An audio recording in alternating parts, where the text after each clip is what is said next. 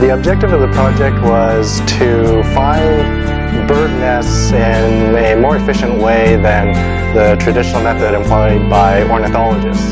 So the strategy we thought we'd employ was to use a thermal camera to see the heat signature of the birds or the baby chicks in nests, and to see if we could fly a drone over an area in order to find them more quickly than just waiting for birds to fly around.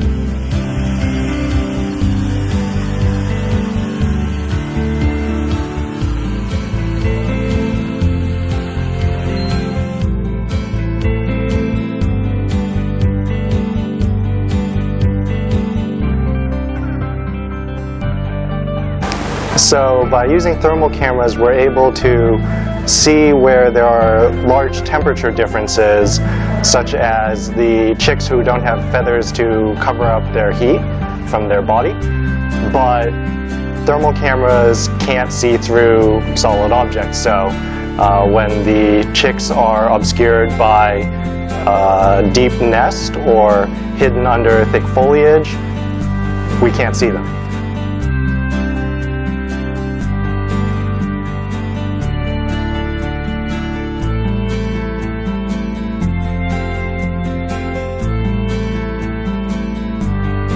The thermal imaging that as you mentioned is very particular. You have to, these nests aren't always at the top of a tree or laying on the ground. It's very difficult to see it when it's within a brush, within the branches. So the idea is using this additional information, if we can't find the bird nest itself, using the thermal imaging, maybe with different filters, there's IR filters, long wave filters, thermal IR, all these different filters we apply to the camera. We'll get different wavelengths of light.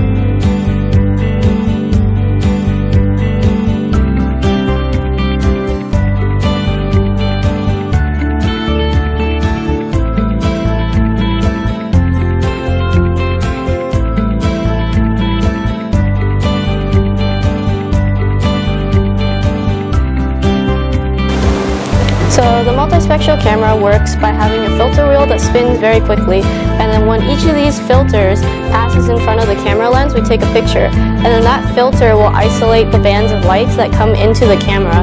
That way you only get specific information. You can kind of imagine it like when you're watching a 3D movie with red and green. The red would filter all the red colors, so you only see like the green colors, and the same with the other eye. Our overall goal was to enable these ornithologists to go out into the field and capture data and process it at about the same time. So instead of having them go out like multiple days at a time, capture a lot of data, and then come back to the lab and process that information and their findings, they can just go out into the field, launch their drone, have it fly around for 45 minutes, and while the drone's flying and capturing images, they can simultaneously also start processing the data and trying to identify birds' nests. Hardware components. So we have the thermal camera here. We have this radio here that can interface from the drone up in the sky to the ground station computer. And so these components together are what make up the drone. So my job on the system integration team is to integrate all these components, cameras, GPS sensors, radios, all that, so that everything works seamlessly together. Our drone has a Raspberry Pi, which is the main processing unit, and then so we have a camera as well as a GPS sensor, and we query data from the GPS sensor as well as the camera, and we dump out files which have image information as well as the GPS information. I really enjoyed this project. This class was nothing like I've taken here at UC San Diego.